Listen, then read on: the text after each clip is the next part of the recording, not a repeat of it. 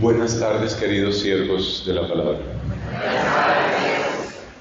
Tengan la bondad de levantarse, ponerse en pie, como buenos combatientes del Evangelio.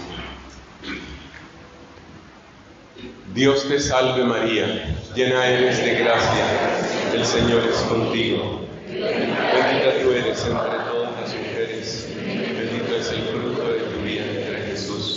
Santa María, Madre de Dios, ruega por nosotros pecadores, ahora y en la hora de nuestra muerte. Amén. En el nombre del Padre, y del Hijo, y del Espíritu Santo. Amén. Gracias, siéntense, por favor. Hermanos, en esta primera enseñanza vamos a tener como título el macro desafío de la perplejidad. Ese es el título para que ustedes escriban en esas hermosas libretas o cuadernos para apuntes. Eso, qué idea tan buena. Esa es una idea magnífica. Nadie puede disculparse, nadie puede decir, no, solo les queda una disculpa, ay, no traje las gafas. Lo único que les puede quedar. Bueno, el macro desafío de la perplejidad, ese es nuestro tema. Para que nos vayamos entendiendo, muchos experimentan, o tal vez estamos experimentando, perplejidad. ¿En qué consiste esa sensación? La perplejidad es una especie de vacío intelectual que paraliza la acción. Un vacío intelectual, una incapacidad de explicación que paraliza la acción. Esa es la perplejidad. Y el tiempo que estamos viviendo es un tiempo que fácilmente produce perplejidad. Con la ayuda del Espíritu Santo, al que le hemos cantado y al que hemos invocado, queremos hablar de esto, de la perplejidad. Nuestro tiempo se caracteriza por la aparición de desafíos para los que no estábamos preparados o totalmente preparados. Tal vez algunos de esos desafíos los veíamos venir, pero no esperábamos ni el tamaño, ni la velocidad, ni la extensión de lo que está sucediendo. Se trata de retos inéditos, agresivos, globales y muy penetrantes, con una especie de astucia. Desafíos inéditos que nos llevan a cuestionarnos si nuestras fórmulas, nuestras herramientas, nuestras mismas tradiciones familiares, nacionales, culturales, religiosas, están a la altura del desafío. Desafíos agresivos. Esa agresividad se muestra, por ejemplo, en las acciones que le esperan a los que no estén de acuerdo. Por ejemplo, una acción agresiva, no físicamente agresiva, pero sí agresiva, es la descalificación.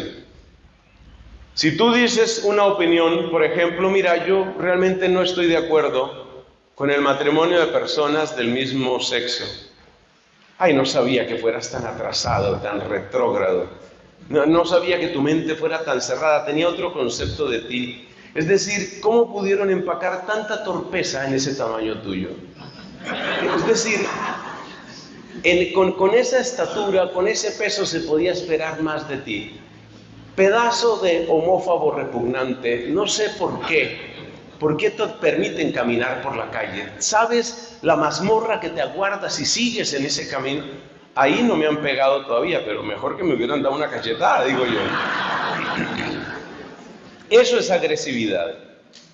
Les invito a que en un canal de YouTube, no sé si lo conocen, que se llama Fray Nelson, en ese canal de YouTube les invito a que ustedes pongan en el buscador, por ejemplo de YouTube, pongan esta expresión, palabras dragón. Pero no lo hagan ahora, obviamente, porque ahora tienen la libreta con una mano, el bolígrafo, ¿cómo lo llaman? ¿Esfero, bolígrafo? El lapicero con la otra mano, o sea, este no es el momento de consultar internet, pero después, por favor, consulten internet. Palabras dragón Fray Nelson, esos tres términos. Y ahí ustedes se van a encontrar con lo que llamamos la guerra semántica. La guerra semántica es el uso de ciertas palabras como mecanismo de agresión o como imposición cultural. Hay palabras que son aprobadas y esas las llamamos las palabras bandera. Por ejemplo, una palabra bandera es tolerancia, tolerante, pluralista, inclusivo. Si tú utilizas esas palabras, tú estás a la moda, tú estás tú estás clasificado como mente abierta, razonable, siglo XXI. Si por el contrario, tú no estás de acuerdo con el lenguaje que se ha vuelto tiránico hoy en día, si tú muestras tu desacuerdo, entonces vienen las palabras dragón. Las palabras dragón son las palabras así para asustarlo a uno, como los dragones que echan fuego por la boca. Entonces, palabras dragón son, por ejemplo, anacrónico, anticuado, inquisidor, intolerante, homófobo, etc. Entonces, pueden documentarse más sobre guerra semántica, por ejemplo, en el canal de este servidor que está al servicio de todos ustedes. Esa es la agresividad de la que estamos hablando. Y es una agresividad que nos toma por sorpresa. Yo pienso, por ejemplo, en este país, en esta querida Costa Rica, que desde que yo era niño ha sido siempre una referencia de paz y de convivencia. No dudo que aquí hay tensiones, dificultades, problemas, como en todas partes. Pero ha sido una referencia para América Latina, para muchos de nosotros. Desde que yo era niño en mi Colombia, lo que yo escucho de Costa Rica siempre tiene que ver con el carácter ciudadano, más bien acogedor, civilizado, pacífico de Costa Rica.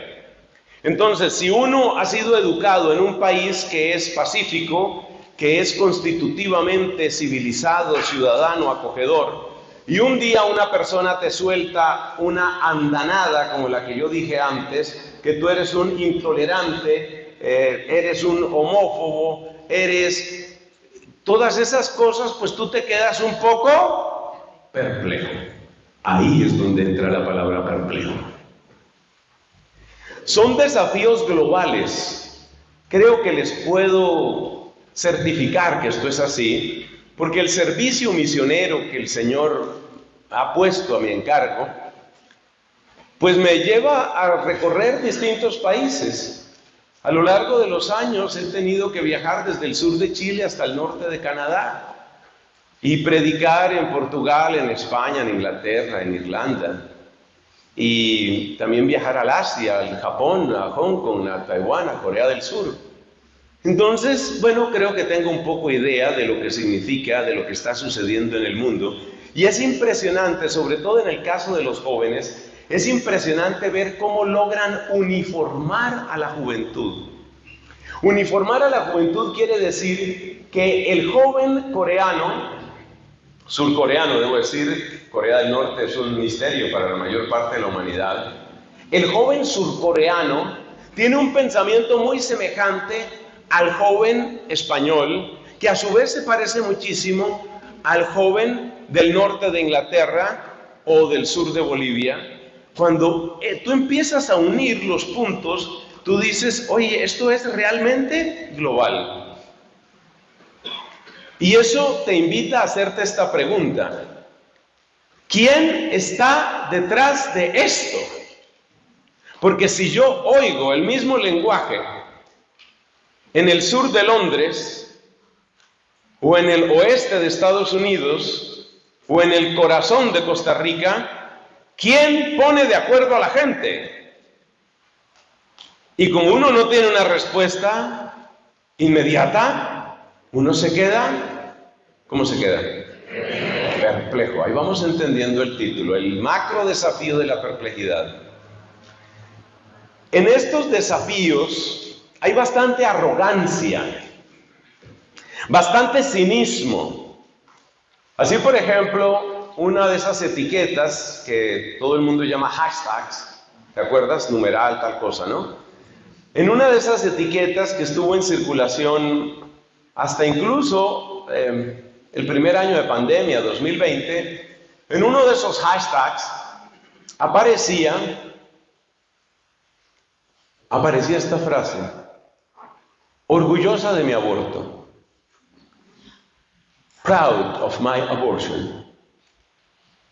Y entonces, utilizando ese hashtag, una cantidad de mujeres, especialmente del norte de Europa y de los países llamados desarrollados, Australia, Canadá, Estados Unidos, una cantidad de mujeres grababan pequeños clips, pequeños videos que también publicaban en Instagram o en Twitter o en alguno de esos lugares, algunas de esas redes sociales, donde salía una mujer diciendo: la mejor decisión que yo he tomado en mi vida es abortar, es lo mejor que yo he podido hacer.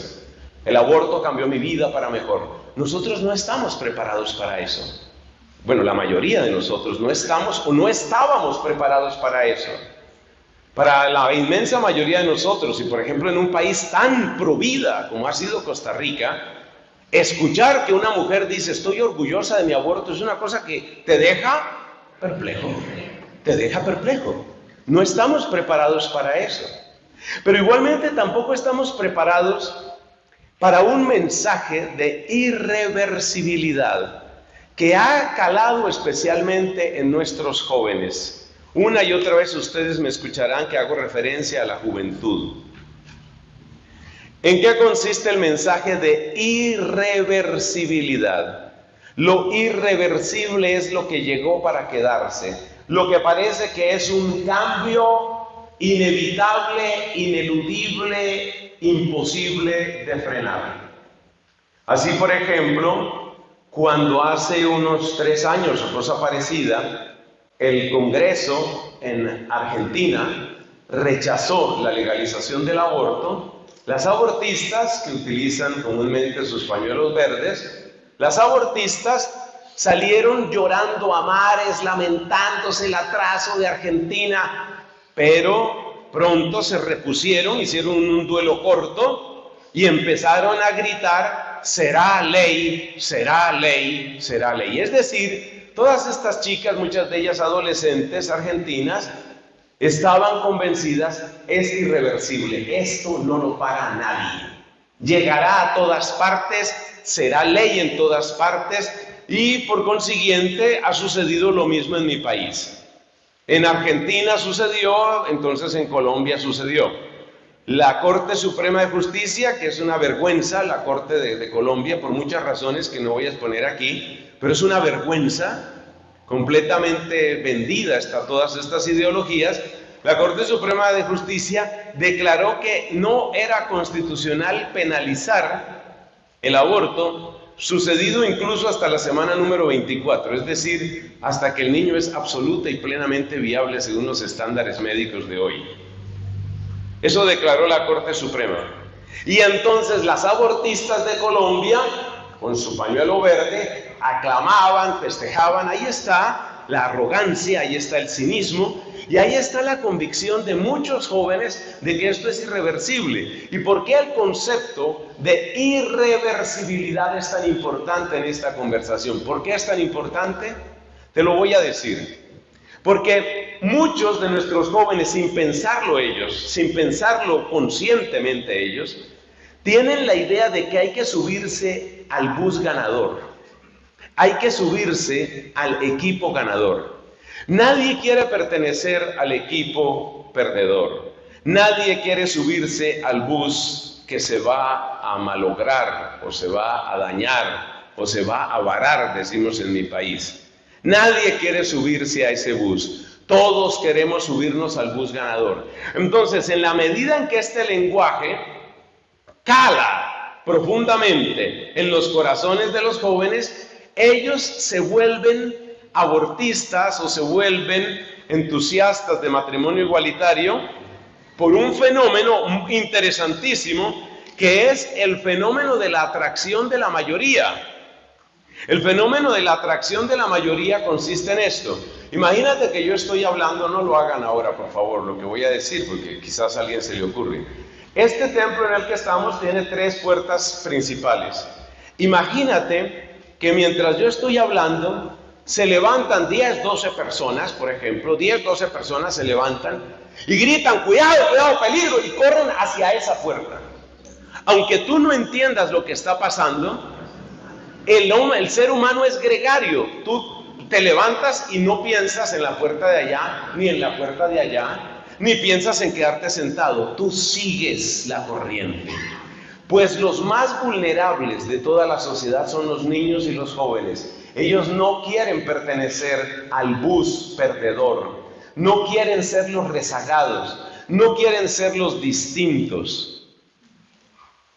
Y por consiguiente, cuando tú logras inyectar en la mente de los jóvenes que un cambio social es irreversible, les estás diciendo súbete a este bus, porque este es el bus que va a ganar. La tendencia de defender matrimonio natural y de ese tipo de cosas, por favor, eso ya está superado, eso ya quedó atrás. Yo me subo al nuevo bus. En el nuevo bus, pues tenemos la bandera arcoíris, etcétera, etcétera. Es un fenómeno gregario, es un fenómeno no racional, es un fenómeno emocional. De manera que la adhesión de la inmensa mayoría de nuestros jóvenes a estas ideas es una adhesión emocional. Atención a ese término, adhesión emocional. Bueno, y lo último que debo decir sobre estos desafíos es que ya llegaron a nuestros hogares. Yo quiero contarles que sobre estos temas, sobre todo lo que tiene que ver con género, sobre estos temas yo creo que tengo predicando cerca de unos 10 años.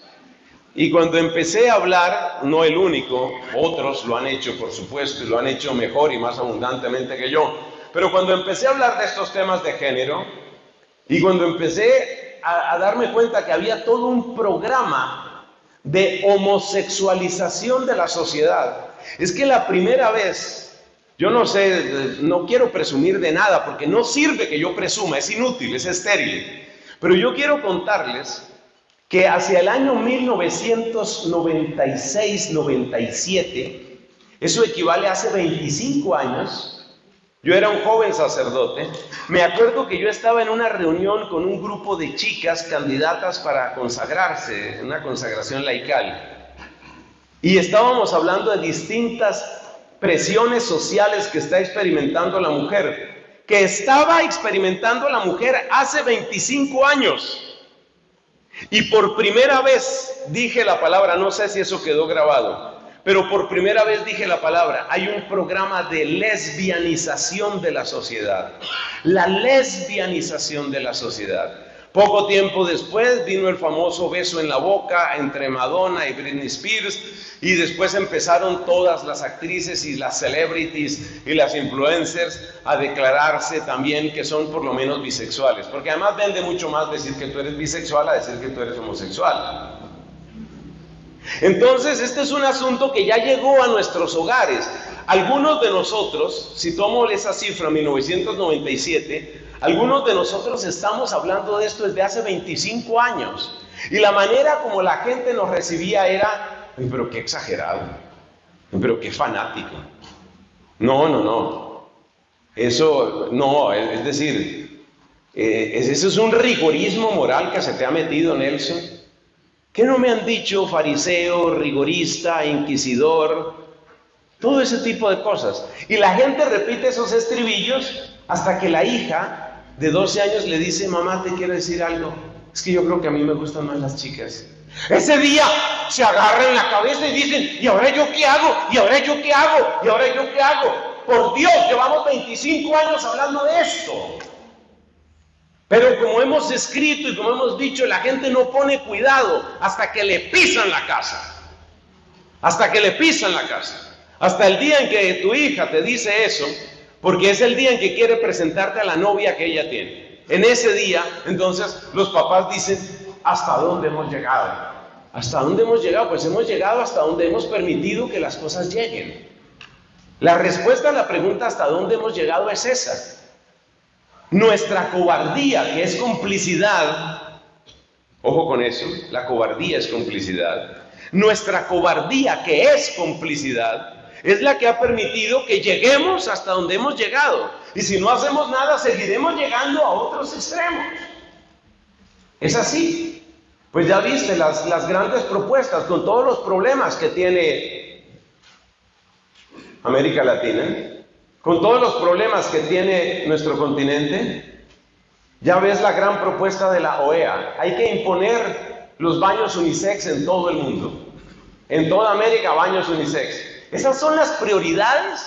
O sea, usted sabe lo que nos están haciendo, usted sabe lo que le están haciendo a los niños, a los jóvenes, y usted sabe que la cobardía suya hace que eso avance y eso no va a parar. Eso no va a parar. Porque lo que sigue después de eso es que si su niño de 9 años le dice, papá, yo creo que yo quiero ser niña, y usted intenta impedirlo, usted pierde la patria potestad de su hijo y el gobierno se queda con su hijo para que el hijo reciba los supresores hormonales y no tenga pubertad masculina.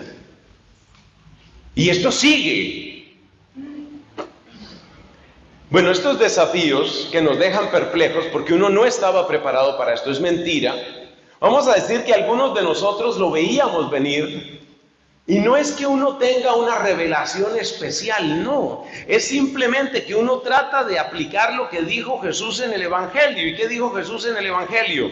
Miren los signos de los tiempos. El día del fatídico y puerco beso entre esas dos mujeres, ese día yo entendí, en 2 años, en 3 años, tendremos una epidemia de lesbianismo en todos los colegios. Eso es así de sencillo. No se necesita una revelación especial. Y yo quiero que ustedes piensen que yo soy un iluminado, que yo no soy nada de eso. Soy simplemente una persona atenta. Tan atento como tú puedes estar y tan atento como yo quiero que tú estés. De eso es de lo que se trata este encuentro. Estos desafíos son diversos. Bueno, pero ¿cuáles son esos desafíos? Pues los desafíos son muchísimos. Pero hagamos una lista, porque hay una conexión entre estos desafíos. Por ejemplo, declarar al aborto un derecho universal. La ONU está que presiona por todas partes para que el aborto sea considerado un derecho. En abierta contradicción con el derecho fundamental a la vida que dio origen a la misma ONU en 1948. En abierta contradicción con los derechos anteriores, la ONU quiere que el aborto sea derecho fundamental, derecho universal. Otra, eutanasia y suicidio asistido como derechos y como marca de desarrollo. ¿Cuál es el país más podrido en términos de eutanasia en toda América? En toda América, desde Canadá hasta la Patagonia, se llama Colombia. El país más podrido en eutanasia se llama Colombia. Si no lo sabía, sépalo, investíguelo, averigüe, esa es Colombia. Es el país más podrido, el que tiene las leyes. Mire, las leyes de eutanasia que hay en Colombia no las ha admitido Inglaterra. Las leyes de eutanasia que tiene Colombia no las ha admitido Francia. Solo se comparan con lo que hay en Bélgica, en Suiza y en algunos otros pocos lugares. Ese es el estado moral de mi país. Entonces, por eso, cuando uno les habla a ustedes, queridos ticos, cuando uno les habla a ustedes con amor, pues es porque uno sabe para dónde va esto. Y la cobardía es complicidad. Si no ha escrito esa frase, escríbala ahora. La cobardía es complicidad. Pero la cobardía tiene un papá, o mejor, una mamá. O peor, una madrastra. La madrastra de la cobardía se llama comodidad. Entonces la genealogía de lo que tenemos es que hay una madrastra que se llama comodidad, que se llama yo no me meto en problemas. De esa madrastra que se llama comodidad viene una hijastra que se llama cobardía, y esta hijastra llamada cobardía da a luz por sus propias fuerzas una hija que se llama complicidad. Ojo con esas 3 palabras: comodidad, cobardía, complicidad. Eso va en esa línea. ¿Cuáles son los desafíos? Entonces, aborto, eutanasia, suicidio asistido, consumo libre, legal y aplaudido de sustancias psicotrópicas, empezando por la marihuana. Porque esto solo ha empezado, señores. Esto solo ha empezado. Consumo libre, legal, aplaudido de sustancias psicotrópicas. Mi país tiene en este momento un presidente que tuvo el honor de ir a las Naciones Unidas y dijo, eso está grabado y lo han repetido por todas partes, dijo lo siguiente: ¿qué es más peligroso? ¿La cocaína, el petróleo o el carbón? Pregunta retórica para justificar lo que se está haciendo con los poderes narcos en mi país, porque tan ciegos y tan tontos tampoco somos. Entonces, ¿te das cuenta cómo esto va todo unido? ¿Qué más? La exaltación de la liberación sexual o del libertinaje sexual sin restricciones. Para los que no sepan, hace pocas semanas, la ministra, llamada ministra de Igualdad en España, la señora Irene Montero, dijo ante cámaras, está grabado, lo ha repetido todo el mundo: los niños tienen derecho a tener sexo con quien quieran. Ah, bueno, te deja perplejo. Entonces, ¿qué pasa? Que tu comodidad se vuelve cobardía, que se vuelve complicidad. Así de sencillo, así de sencillo. Bueno, ¿qué tienen en común todo esto? Y por supuesto la ideología de género, también dentro de la misma lista de desafíos que nos dejan perplejos. Desafíos en los que no quieren pensar los novios. Gracias a Dios existe algo en el mundo que se llama matrimonios en victoria, y que se llama novios en victoria y jóvenes en victoria. Pues gracias a Dios, porque es muy interesante que los novios oigan estas cosas. Como todos sabemos, desde la perspectiva católica, solo hay una razón para tener novio o novia, y es una posibilidad, así sea un poco lejana, de hacer hogar. Esa es la razón para tener novio o tener novia desde la perspectiva católica. Pero las mismas niñas católicas y los mismos muchachos católicos ya no lo tienen tan claro. Pero de ese tema hablaremos después, si no alcanzamos en esta predicación, en la siguiente.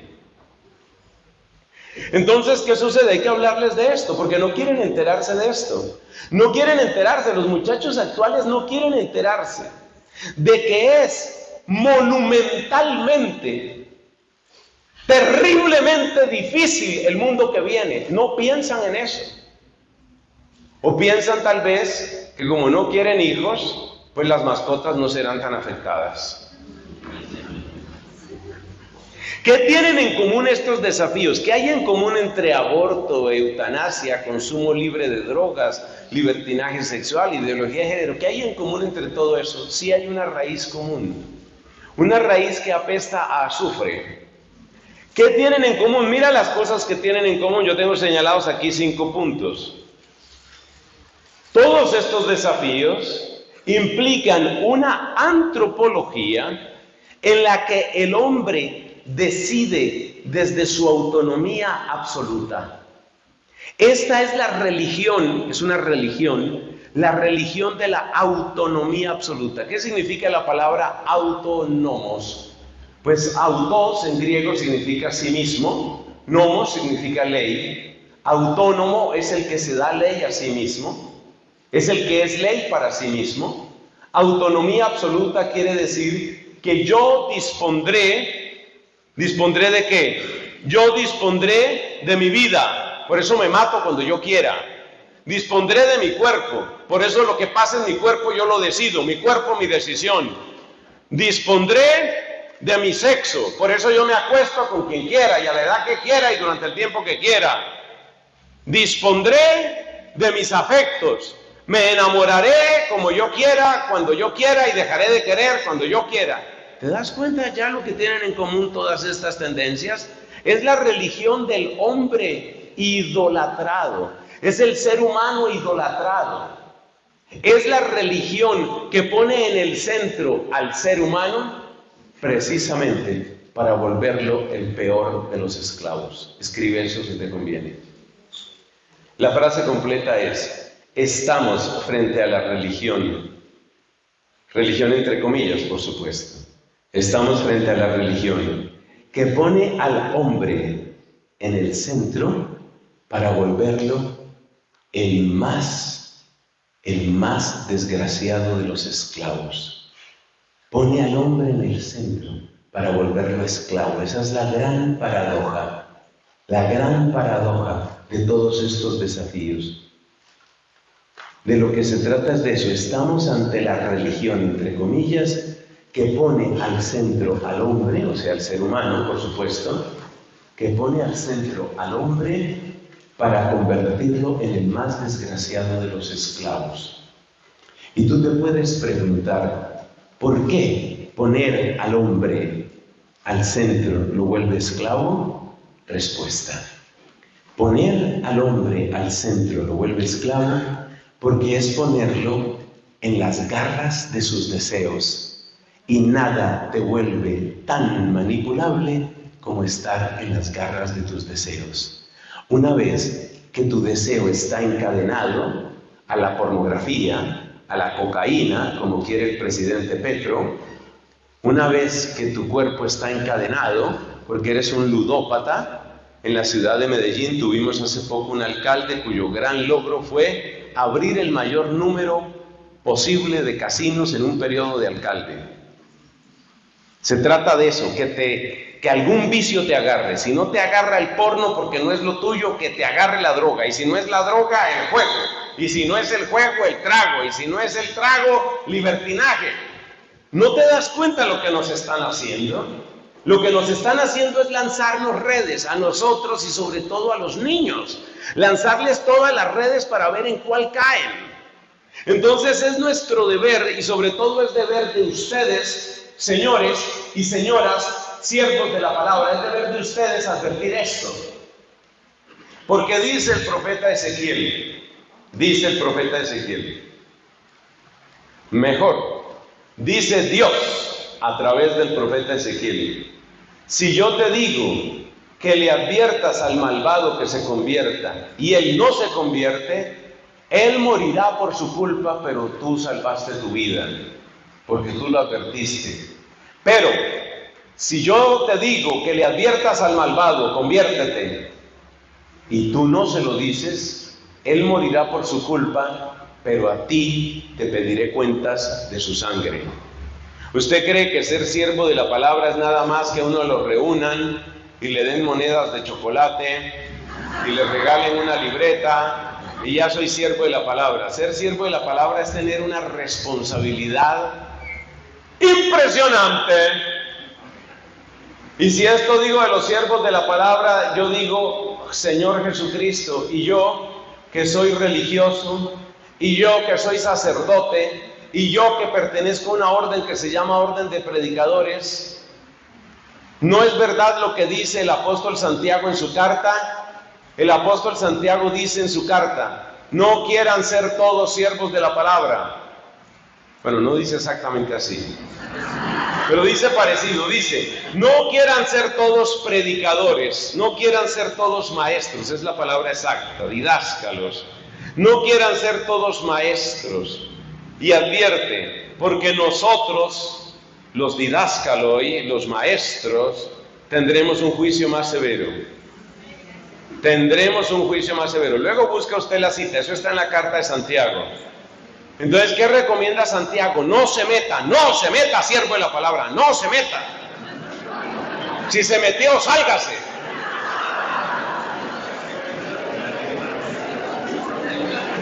Si se metió, sálgase. ¿Por qué?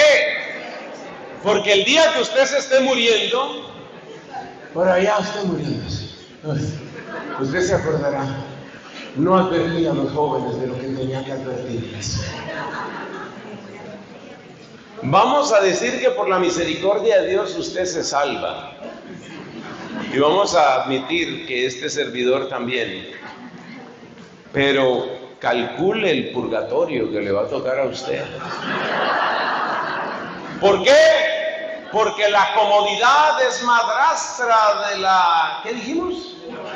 De la cobardía, la cual es madre soltera de la complicidad. Entonces mi comodidad me volvió cómplice, y si soy cómplice no soy inocente. Tendremos un juicio más estricto. Mi papá, que de Dios goce, murió el año pasado. Mi papá hablaba mucho sobre eso. Mi papá decía, la persona que no tuvo muchos talentos, que no tuvo muchas capacidades, la tiene fácil, se muere y se va como un globo para el cielo. Pero el que recibió talentos, esas eran predicaciones de mi papá, es que mi papá nos predicaba. Cuidado con los papás que no predican, ¿no? Cuidado. Porque ustedes creen que, no, ya me salgo de siervos de la palabra, ya quedé libre. No, señor, usted también es papá. Y como papá usted tiene una responsabilidad también. Entonces mi papá nos predicaba y mi papá nos decía, ¿te imaginas cómo fue el juicio por el que tuvo que pasar un Santo Tomás de Aquino? Así me hablaba mi papá.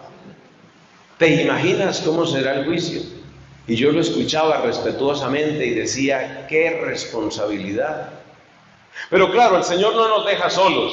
Bien dice Marcos capítulo 16, el Señor cooperaba con ellos. O sea que cuando tú tengas que ir a esa comunidad de matrimonios en Victoria, cuando tú tengas que ir a ese grupo de mujeres en Victoria o de jóvenes en Victoria para hablarles de estos temas, tú primero te vas a preparar muy bien. Tú vas a orar mucho. Tú no vas a llegar allá ni con arrogancia ni con afán de escandalizar a nadie. Tú vas a llegar en el nombre de Cristo con humildad y con sabiduría, pero sobre todo con una gran caridad. ¿Caridad por qué? Caridad porque es amor advertirle al malvado el camino que lleva mal. Eso es caridad. Esa es la razón por la que Cristo hablaba con tantísimo vigor a los fariseos. ¿Por qué les decía Cristo? ¿Por qué les decía raza de víboras, sepulcros blanqueados? Porque ese día Cristo tenía problema en la vesícula. No era por eso. No era que se le había alborotado la gastritis. Ese día Cristo les hablaba así porque los amaba. Porque el amor advierte. El amor advierte. Y es desamor no advertir. Además, es desamor cambiar el evangelio. Esto lo he predicado varias veces y creo que debo repetirlo en este contexto. Si yo me encuentro con una persona, por ejemplo, que es adicta al juego, eso se llama ludopatía. Una persona que es adicta al juego porque cayó en uno de los muchos casinos que se abrieron en Medellín. Ojo con la gente que está organizando vacaciones a Cartagena, Medellín, todo esto. Entonces tú vas para Medellín. Muy bien. Resulta que este señor cayó en el vicio de la ludopatía. Y yo, que soy sacerdote, veo que este hombre sufre mucho porque, claro, vive en la ruina. Se le acabó su matrimonio, se le acabó su familia. Y entonces yo, que lo veo tan atrapado por el vicio, le digo, pero ten confianza, porque Dios te hizo así. Dios te hizo vicioso. Dios quiso que tú fueras así. Dios te acepta así, Dios te ama así. Y en cuanto reúnas unos pesos, o unos colones, o unos dólares, en cuanto reúnas unos cuantos colones, ya sabes lo que tienes que hacer. El casino te espera. Dime qué nivel de castigo merece el sacerdote que diga eso. Y eso es lo que están haciendo algunos sacerdotes con la homosexualidad. Exactamente eso. Exactamente eso. Y mira este problema tan grave que tenemos. Mira esta situación tan seria que tenemos. La grave situación que tenemos es que la cobardía se ha entrado profundamente en la iglesia. Por eso algunos están diciendo, y no es exageración, que la única manera de que la Iglesia Católica se reforme en este tiempo es en la acción conjunta de ustedes, amados laicos, ustedes y nosotros. Tiempos hubo en la Iglesia en que las grandes reformas nacían de los monjes o de los frailes, o reformas en el clero diocesano, como la que quiso San Juan de Ávila a comienzos del siglo XVI. El tiempo en el que estamos es un tiempo donde necesitamos laicos santos, valientes, que ustedes nos animen a nosotros y que nosotros los animemos y con la luz del Espíritu les podamos dar alguna guía a ustedes. Tenemos que trabajar juntos. Y tenemos que aprender a protegernos unos con otros, protegernos con la oración, protegernos con la amistad. Y si la cosa llega al nivel de persecución, que en este momento puede sonar a un chiste, Quizás algunos de ustedes tendrán que recibir en refugio y esconder a sacerdotes. Esto no es la primera vez que pasa en la iglesia. Es que yo hice mi doctorado en teología, lo hice en Irlanda. Y no se me olvida que junto a la la procatedral católica allá en Dublín, hay una estatua de un matrimonio. Y eso me llamó la atención. Es decir, muy cerca de la entrada hay una estatua de un matrimonio. Y yo dije, una catedral y un matrimonio aquí. Tanto llegó mi curiosidad que por fin encontré a quien preguntarle y me responde. Y me dice, ese es un matrimonio efectivamente. ¿Y ellos por qué están aquí? Pues porque son santos. ¿Y cuál fue su santidad? ¿Cuál fue el motivo de su martirio? Que hospedaron sacerdotes. El régimen opresivo de la corona británica que quería imponer el anglicanismo a toda costa, porque es que la gente aplaude que se murió la reina Isabel y no sé qué cuentos, pero es que no conocen lo que es el imperio británico. Pues ese imperio británico quería imponer el anglicanismo a toda costa en la católica Irlanda, evangelizada por San Patricio.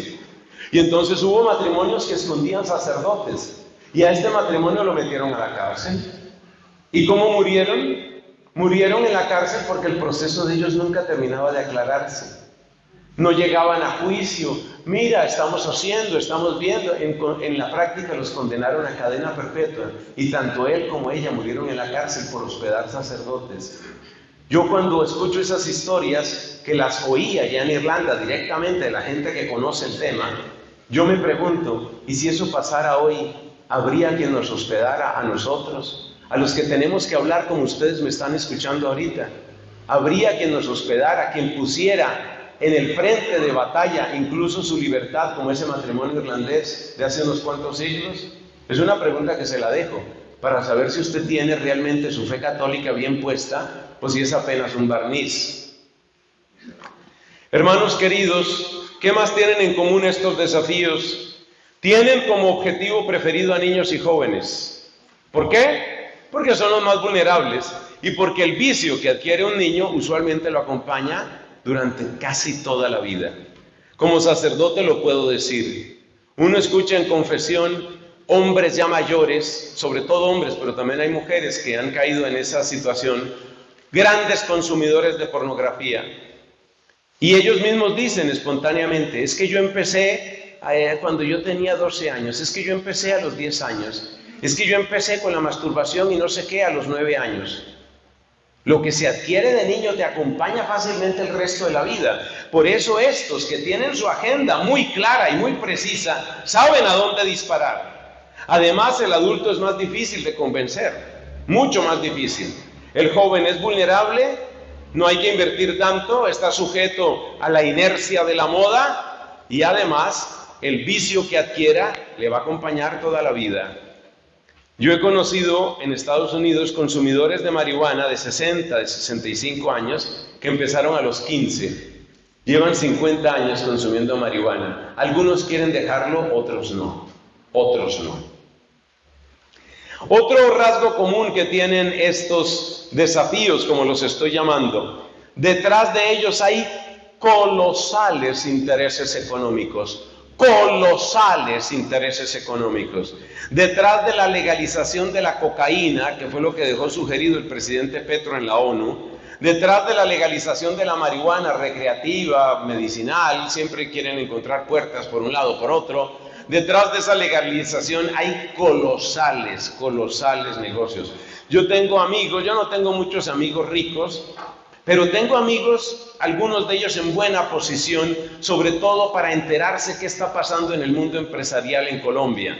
Pues ya algunos de ellos dicen el negocio del futuro se llama marihuana recreativa. Eso es lo que viene para acá y ya hay que adquirir los terrenos y ya hay que adquirir las máquinas y ya hay que adquirir las licencias para ser los primeros que vendan marihuana recreativa a gran escala en Colombia. Eso está pasando en Colombia. Entonces, hay colosales intereses económicos, colosales. El negocio, por ejemplo, de la homosexualidad es un negocio impresionante, impresionante. Y hay una historia que siempre cuento, pues porque es verídica. Cuando se abrió el primer hotel amigable con la población gay en Buenos Aires, eso fue noticia, hoy no sería noticia en ninguna parte. Entonces le hicieron una entrevista al gerente o dueño de ese hotel. Y el gerente, en un rasgo de honradez que se lo agradeceré todos los días de mi vida, el gerente decía, es que es mucho mejor negocio. Nadie gasta tanto como una pareja homosexual. ¿Y por qué gastan tanto las parejas homosexuales? Hay dos motivos principales. No tienen que pensar tanto en el futuro como el que está educando hijos. No tienen que satisfacer gustos de hijos y sobre todo si son varios hijos. Y además, hay algo que es la angustia típica de la relación homosexual. La angustia de la relación homosexual es que como no hay fecundidad, yo tengo que asegurarme de que algo me mantenga amarrado a esta persona. O mejor todavía, que esa persona esté amarrada a mí, amarrada a mí. ¿Y cómo se amarran? Con lujos, con regalos. Entonces, mi amor, te voy a llevar al mejor restaurante que se acaba de inaugurar aquí. Mi amor, te compré tal cosa. Mi amor, mi amor, mi amor. ¿Y por qué es necesario tanto regalo y tanto gasto? Porque es necesario mantener convencida a la pareja de que el único lugar donde podrán serle satisfechos todos sus caprichos es junto a mí. Entonces decía la cifra de este hombre era que la pareja homosexual, en comparación con la pareja heterosexual, la pareja homosexual gasta 8, 9, 10 veces más que la pareja heterosexual. Entonces, para mí, ver unas cuantas parejitas, que eso después uno se acostumbra al cabo de pocos meses, ver unas cuantas de esas parejitas a mí no me molesta mucho. Y bueno, a mi cuenta bancaria tampoco le hace daño, ¿no? Son colosales intereses económicos y políticos. Y de eso saben ustedes aquí en Costa Rica por los recientes gobiernos que han tenido. Con esa bandera se logran votos, porque si tú te presentas como que tú eres el de avanzada, como que tú eres el que sí es tolerante, y empiezas a usar las palabras bandera, que por eso se llaman palabras bandera, cuando tú empiezas con la palabra bandera, ganas votos. O sea que hay colosales intereses detrás de esto, detrás de cada una de estas industrias. Yo me quedé aterrado, aunque pocas cosas me aterran a la avanzada edad en la que yo me encuentro. Me quedé aterrado al aprender de una fuente que debo considerar fiable, porque no tengo cómo verificar eso. Una fuente que decía que una tercera parte de todo el tráfico en Internet era pornografía, una tercera parte. ¿Y esa tercera parte que la regalan? No, es una industria impresionante que incluye esclavitud sexual y todo tipo de depravaciones. Son colosales inversiones económicas. ¿Qué más tienen en común? Tienen en común que estos desafíos están siendo blindados a través de acuerdos internacionales y a través de cambios en las leyes de cada país. Y los acuerdos internacionales vienen a través de la ONU y a través de la OEA. De ahí vienen. Entonces ahí están los cambios de leyes y usted lo está viendo que sucede. Y si no lo logran cambiar a través del poder ejecutivo, lo cambian a través del poder legislativo o a través del poder judicial.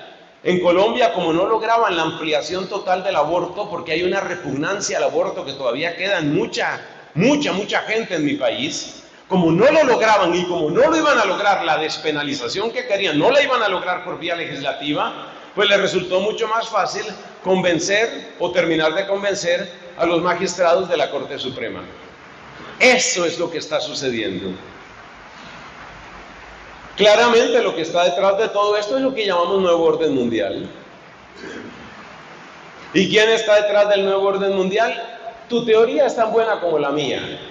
Alguien dirá el Club de Bilderberg, otro dirá son los judíos, otro dirá son los masones, otro dirá... Si me preguntan mi opinión, yo creo que ese tipo de discusión es más bien estéril. Es más bien estéril. Que si son los Rothschild, que si son los Rockefeller, que si es Bill Gates, últimamente puso de moda Bill Gates. Para mí esa discusión es estéril. Supongamos, yo le tengo respeto como ser humano, simplemente como ser humano le tengo respeto a Bill Gates, hasta ahí, no me pidas más, le tengo respeto a él como ser humano. Pero supongamos por vía de ejemplo que el tipo fuera el gran culpable. Ahora, ¿qué vas a hacer tú? Supongamos que esa fuera la verdad. ¿Eso qué produce en ti? Entonces, ¿qué te vas a dedicar? ¿A salir todas las noches con una pancarta iluminada por la autopista: Bill Gates es el gran culpable. Dime qué vas a hacer después de eso. ¿Vas a abrir un canal en Instagram que se llame Muera Bill Gates? Te repito, yo le tengo todo el respeto a ese señor como ser humano.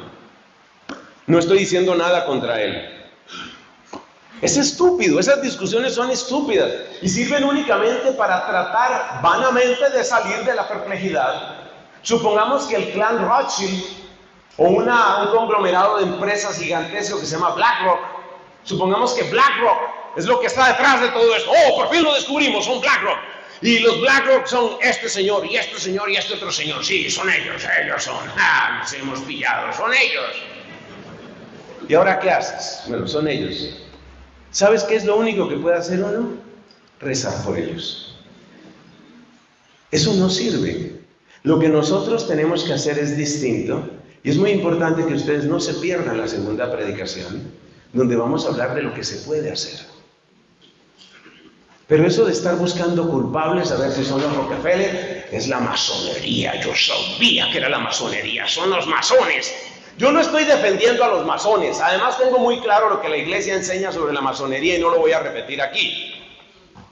Lo que te quiero decir es que decir que son los masones, sí, son los masones. Y por la noche decir, son los masones y los masones. Amén. Eso cambia en algo las cosas. No mucho. De todas maneras, nosotros sabemos que toda idolatría del dinero, que toda idolatría del poder y que las sociedades secretas tipo masonería están prohibidas en la Iglesia Católica. Punto. Yo no necesito saber más ni necesito llenar de culpas a los masones o no a los masones. Eso quién lo sabe, y si lo supiera, ¿qué cambio haría? Que hay que conocer algo sobre la masonería y por qué la iglesia se ha opuesto a la masonería, estamos de acuerdo. Estamos todos de acuerdo, claro, eso hay que hacerlo. Que hay que saber los terribles intereses económicos que están detrás de crisis financieras mundiales, como la del año 2008, yo estaba en Irlanda en esa época, fue una cosa impresionante. Y empezar a investigar lo que había detrás de la crisis financiera del 2008. Es decir, la combinación de la crisis de finca raíz unida con la crisis de venta internacional de deudas. No es el momento de intentar aquí siquiera una explicación de eso, pero los dos principales ingredientes de la crisis financiera del 2008 fueron esos. Una crisis masiva de finca raíz por bajos estándares de calificación en la adquisición de hipotecas y luego una venta internacional masiva de deudas. Eso fue lo que estuvo detrás de eso. Y ahora que supongamos que esa es la explicación, es la mejor explicación que yo he conocido, por eso la comparto aquí. Supongamos que tengo razón y supongamos que eso es así. Eso alivia el problema financiero tuyo, o el tuyo, o el tuyo. Entonces uno tiene que saber en dónde puede actuar, en dónde puede hacer la fuerza. Y la buena noticia que les tengo a ustedes, amados siervos de la palabra, es que ustedes pueden ser parte del cambio. Ustedes. Porque ustedes son cientos de siervos. Y si ustedes están bien formados, si son orantes, respetuosos, obran de manera coordinada, buscando no el interés propio ni el interés de un grupito, sino el bien común de la sociedad, ustedes pueden marcar una diferencia muy grande en Costa Rica, pero muy grande. Y las noticias de ustedes llegarán a otras partes del mundo y ojalá lleguen a Colombia. Van a llegar noticias muy importantes, pero si ustedes son fieles, porque no sé si les he contado que hay una madrastra que se llama Comodidad, la cual tuvo una hijastra llamada, no se la han aprendido todavía, voy a tener que volver a empezar la charla y vuelvo y empiezo, no tengo ningún problema. La madrastra se llama, la hijastra se llama, y la descendiente de la hijastra se llama complicidad. Entonces, si ustedes son lo que ustedes pueden llegar a ser, ustedes marcan una diferencia. No vamos a arreglar el problema del mundo. No vamos a lograr que Bill Gates empiece a pedir limosna en Seattle. Eso no lo vamos a lograr, ni es nuestro interés. Mi interés no es atacar a nadie. Mi interés no es atacar a ningún grupo social ni a ninguna minoría. Yo no estoy atacando a nadie. Por favor, esto que lo escuchen los señores de YouTube antes de que me censuren el canal y me censuren este video. Yo no estoy atacando a nadie, yo lo que estoy buscando es el bien común, punto. Y el bien común supone familia, supone niños, supone futuro. Terminamos esta charla con un toque. Yo quisiera terminar con un toque de esperanza. Quisiera, pero no voy a terminar con un toque de esperanza.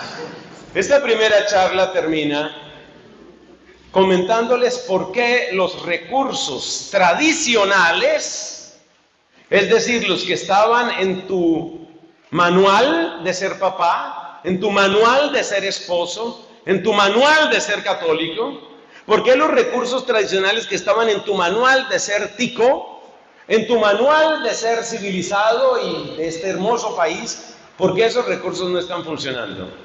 Primero, hay 4 razones principales. Primera, porque los padres de familia y las madres de familia están siendo marginados de la formación moral de sus propios hijos. Parte importantísima de esta campaña es arrancar a los hijos de la patria potestad, arrancar a los hijos, arrancarlos de la influencia de los papás. Porque nadie tiene, por ley natural, nadie tiene mayor influencia sobre un hijo que el papá y la mamá. Por consiguiente, si tú quieres manipular la mente de un niño o de una niña, lo primero que necesitas es distanciarlo del papá y de la mamá. Lo cual se logra de muchas maneras, incluyendo recursos legales. Pero aquí no podemos extendernos ad infinitum, de manera que hay que decir eso. Distanciar a los papás de los hijos. Segundo, ¿por qué no funcionan los recursos tradicionales? Porque en muchos países, una excepción interesante es Colombia, en general, ya le cuento por qué. Pues no vaya a creer que yo solo le voy a hablar cosas feas de Colombia, no, tampoco. Hombre, hay una que otra cosa buena también. En general, la iglesia aparece o se presenta o es presentada. La iglesia es presentada como una institución desprestigiada, sospechosa, irracional, anticientífica, centrada solo en ella misma. El desprestigio de la iglesia es fundamental para esta agenda del nuevo orden mundial. ¿Por qué?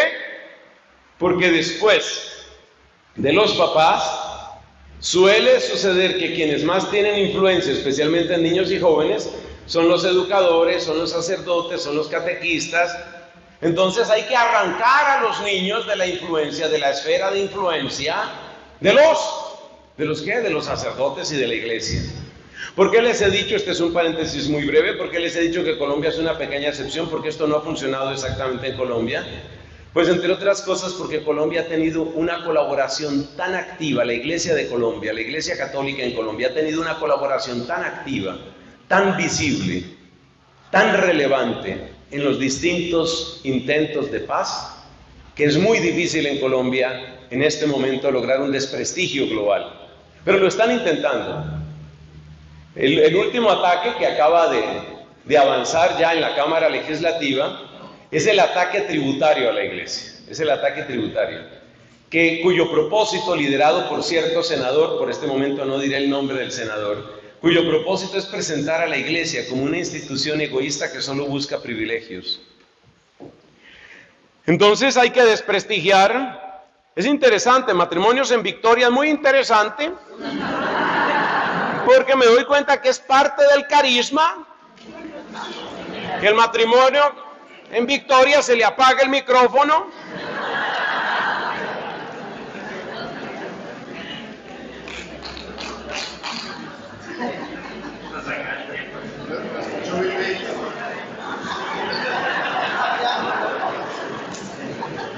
O fue Bill Gates, o fue el club de Bilderberg, o fue... Bueno, aquí volvemos. Seguimos nuestra transmisión en directo desde San Isidro, provincia de Alajuela, dijimos. Provincia de Alajuela, Costa Rica. ¿Por qué los recursos tradicionales no suelen funcionar? Porque los padres están siendo marginados, porque a la iglesia se la desprestigia, porque las leyes van siendo reformadas, lo cual incluye un código penal repleto de multas. un código penal repleto de multas. Es decir, hay toda una estrategia de presentar como legal la persecución a la iglesia, más o menos lo que hace Ortega en Nicaragua. La idea es presentar la persecución a la iglesia como una preservación del bien público, porque la iglesia es un peligro. Entonces se hacen leyes, o se aplican leyes, o se construyen casos legales para lograr lo que se quiere. Este es un tema interesantísimo. El tema interesantísimo es cómo evoluciona la inteligencia del demonio para atacar sin producir mártires. Sin producir mártires. O sea, el demonio ya aprendió, esto que me lo oigan y lo entiendan todos, el demonio ya aprendió que es verdad lo que dijo Tertuliano en el siglo II, siglo III. La sangre de los mártires es semilla de nuevos cristianos, el demonio ya se la aprendió. Entonces el demonio necesita ahora asfixiar las voces católicas sin producir mártires. Yo no sé cuál sea en este momento la situación real de Monseñor Rolando Álvarez en Nicaragua, no tengo ni idea cuál es. Pero es evidente que se está logrando el propósito de lo que quería el actual gobierno. Es decir, no tenemos un mártir, ha sido presentado como un ilegal, es decir, un hombre que está contra la legalidad y está silenciado. Esa es la estrategia actual. Es muy importante que ustedes lo conozcan. Por favor, despertar, ¿sí? Por favor, despertar, darse cuenta. Porque si no, no salimos nunca de la perplejidad. Por último, ¿sabes por qué los recursos tradicionales no están funcionando? Porque la izquierda política es la gran abanderada, en todos los países la izquierda política es la gran abanderada de esto. Pero cuando llegan los gobiernos de derecha o los gobiernos de centro derecha, no suelen tomar ahí tal cual excepción. La izquierda política es agresiva en empujar el acelerador en la dirección que venimos describiendo. Pero cuando llega la derecha deja las cosas como están. El ejemplo más flagrante, el ejemplo más impresionante se llama España. El ejemplo de España es impresionante. El gran partido de izquierda ya, pues es el PSOE, el Partido Socialista Obrero Español. Después salió una cosa todavía de ultraizquierda, que nadie la llama ultraizquierda porque los medios de comunicación ya sabemos que están vendidos al sistema. Pero eso de ultraizquierda se llama Podemos, que es de donde viene esta señora Irene Montero, la que quiere que los niños tengan sexo con quien quieran. Para que te des una idea de lo que es Podemos. Bueno, entonces, ponle cuidado.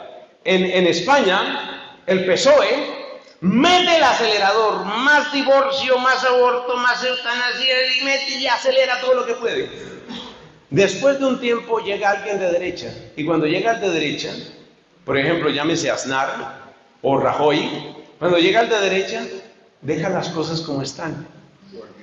Y entonces, cuando sale el de derecha y entra el de izquierda, llámese por ejemplo Pedro Sánchez, el actual presidente del gobierno español, cuando sale el de derecha y entra el de izquierda, entonces nada más pregunta, ¿hasta dónde íbamos? Hasta aquí. Bueno, ahora seguimos y viene el otro empujón. Eso es lo que está sucediendo. Eso es lo que está sucediendo. Muchos miramos con un dejo de tristeza, no con una absoluta decepción, pero sí con un dejo de tristeza. Lo que hubiera podido hacer en Colombia un presidente supuestamente de centroderecha como fue Duque, el anterior. Muchos miramos con tristeza lo que hubiera podido hacer Duque. En la práctica Duque dejó las leyes como estaban, dejó las cosas como estaban. Ahora entra y sabe dónde tiene que pisar el acelerador para empujar en la dirección que a él le interesa.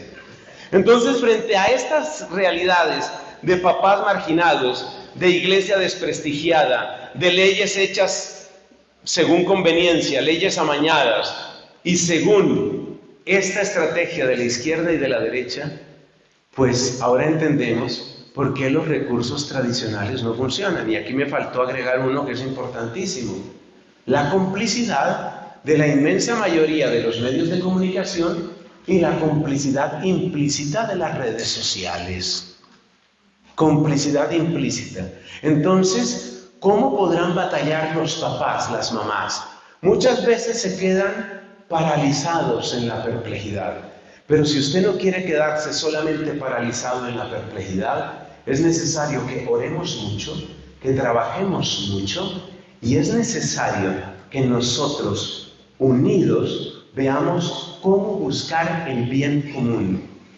Lo nuestro no es construir enemigos.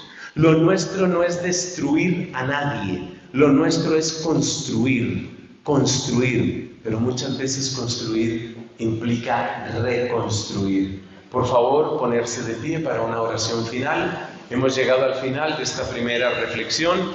No se pierdan la segunda, porque la primera ya ves que acaba así, con un cierto tono de tristeza, un cierto tono de desaliento. Pero es que si uno no pasa por un poquito de desaliento, uno nunca termina de entender lo graves que son las cosas. Y es que no sé si les he hablado que hay una madrastra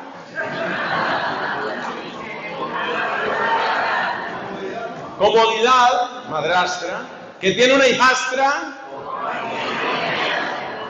la cobardía, de la cual viene una hija. Exactamente. Entonces, la próxima vez que usted se sienta muy cómodo, es necesario que usted recuerde este templo, es necesario que usted recuerde San Isidro 400 años, usted tiene que recordarlo, tiene que recordar San Isidro 400 años. Yo estuve en ese templo y había un padrecito, un colombiano gritón que ahí trajeron de quién sabe dónde, y ese padrecito nos decía y nos repetía: comodidad, cobardía. Exacto. Entonces, cuando usted se sienta cómodo, usted empieza a decir: caramba, yo no me puedo quedar así, no me puedo quedar así.